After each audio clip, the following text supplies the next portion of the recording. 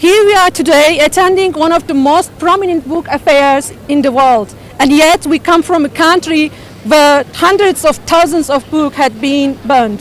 What I am about to tell you might sound familiar from the Nazi era, but it is currently happening in today Turkey, a country held as a hostage by the Erdogan regime.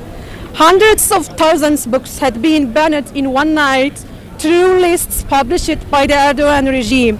People who had these books in their possession were to be tried as terrorists. People secretly started to throw away the books they had in their houses. They found fingerprints of Arzu Akçakaya, a history teacher, on a book found in a dumpster. She was arrested, sent to prison along with her 10-month-old baby. Unprecedented in history, this incident happened in Turkey 2016. Like Arzu Akçakaya, thousands got arrested on their terror charges because of the books they read. Some of the Turkish authors whose works are present today in this fair have been imprisoned for years.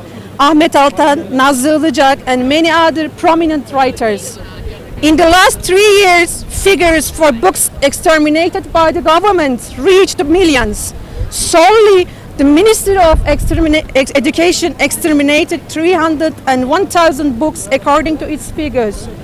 People now can cast away the prohibited books only after they cleaned the fingerprints on them, or they just burned the books. We are journalists in exile who could find a migrant boat and escape the Erdogan regime, but more than 200 of our journalists and writer colleagues are still in prison. 6 years, 10 years, 20 years, some of them are even sentenced to life imprisonment. Here from the Frankfurt Book Fair, we want to shout out that our hearts with them. We haven't forgotten you. In your absence, Turkey has become a war-generating country. We terribly need you, we deeply miss you. We call on every free soul on earth to stand in solidarity with the captive journalists and writers in Turkey, journalists in exile.